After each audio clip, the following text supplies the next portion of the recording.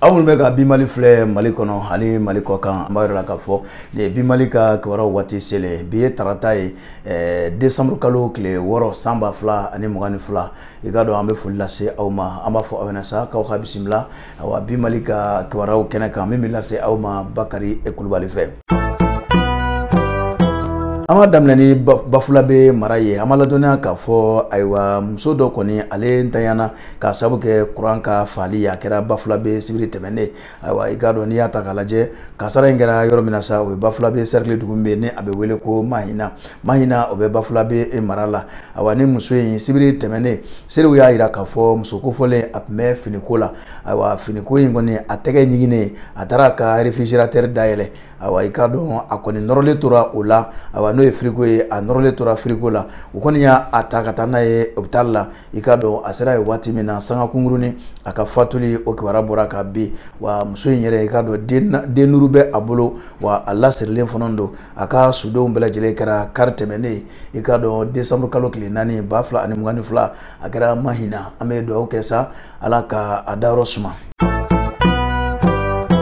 Tɛmɛnen kɔfɛ an bɛ aw ladɔnya k'a fɔ ayiwa joliba o min bɛ Sibi communal kɔnɔna na ayiwa min bɛ tali kɛ ayiwa i k'a dɔn k'a fɔ ayiwa jɛgɛ mara yɔrɔ ani ayiwa sɛnɛ baara bɛ se ka ɲɛdɔn cogo min na o yɔrɔ dɔ kɔni dayɛlɛli i kɛra nin yɔrɔ kofɔlen na joliba o bɛ Sibi mara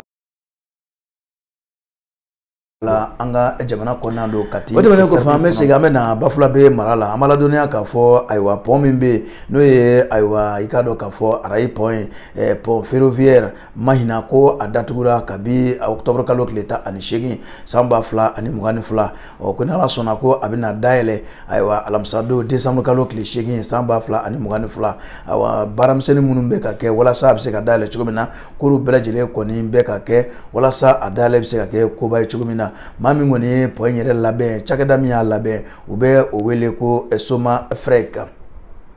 Hali bi an bɛ to Mali jamana kɔnɔna na an b'a ladɔnya k'a fɔ Iyad Agali ale min ye maa ye min yɛrɛ ni a tɛ ka sa ka ban wa i k'a dɔn a yirala k'a fɔ wulikajɔ caman kɔni kɛra i k'a dɔn k'a fɔ Iyad Agali yɛrɛ nɔfɛ nka a kɛra maa ye maa min ni a tɛ ka sɔrɔ o la min bɛ tali kɛ Bamajiw ka jɛkulu min bɛ yen nɔ ni a bɛ wele ko GSIM ayiwa i k'a dɔn ko an bɛ don min na ko bi ni olu yɛrɛ bɛ ayiwa cɛncɛn kɔnɔna n'o ye saheli yɔrɔw ye ayiwa ko an bɛ don min na ko bi Mali kɛlɛcɛw halisa u kɔni bɛ ka wuli k'u jɔ mais bɛ tali kɛ Iyad Agali ale n'a ka maaw la halisa u kɔni bɛ wuli ka jɔw la ka ɲɛsin Mali kɛlɛcɛw ani dɛmɛbaa minnu bɛ an ka jamana kɔnɔ yan n'o ye riches ye nka nin n'a ta bɛɛ lajɛlen la an bɛ dugawu de kɛ sa Mali kɛlɛcɛw ye Ala k'u jɔyɔrɔ bɛ tintin mɔ a ko la.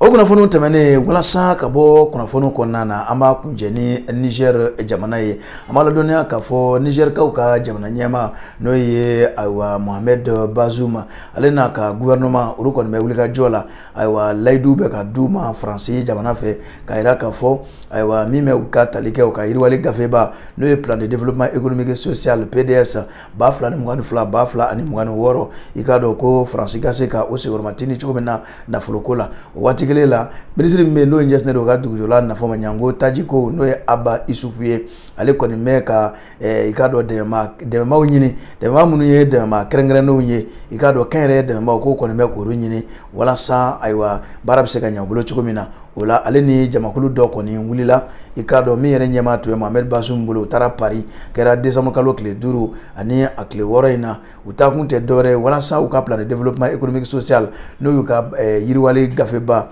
o bɛ se ka o musaka bɛ se ka bɔ Faransi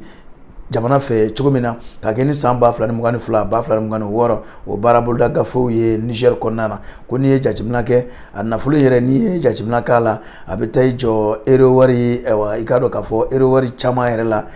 min ni a kan ka bɛn CFA miliyari caman ma a yirala k'a fɔ ni nafolo kofɔlen min filɛ nin ye i k'a dɔn ko n'i ye a jateminɛ ministre min bɛ yen nɔ ni a ɲɛsinnen don u ka ayiwa dugujɔla nafaw ma ka fara Bazoum yɛrɛ kan min ye jamana ɲɛmaa ye u kɔni y'a jira k'a fɔ Faransi kɔni ye layidu d'u ma ko u ka san 2022 2026 u kɛn bɛ ka baara minnu bolo da o gafe in kɔni k'u bɛ na a musakaw kɔni bɔ. Ayiwa amunu bɛ ka bi Mali filɛ ka to Mali kɔfɛ Mali kɔnɔna na an b'a fɔ ka waleɲuman dɔn Klo garisɛgɛ kɛra min ye bi awa bi Mali ka don kibaruw la min lasera aw ma Bakari Kulubali fɛ o tun ye nin ye an tɛ sɛgɛn an tɛ ɲinɛ an b'a fɔ aw ɲɛna k'a fɔ aw n'aw ye ja ninnu sɔrɔ aw ka kɛ ja ninnu fɛ ka ja ninnu yɛrɛ kɛ wa i k'a dɔn an mago bɛ aw ka ladilikanw na sanga n'a ka waati walasa bɛɛ lajɛlen bɛ se ka bi Mali a ka kibaruw jabɔ cogo min na wa an b'a ladɔnniya k'a fɔ awa bi Mali a ka nin kunnafoniw bɛɛ lajɛlen u bɛ sɔrɔ plateforme bɛɛ lajɛlen kan an b'aw fo dan tɛ foli min na aw ni ce aw k'an bɛn waati wɛrɛ.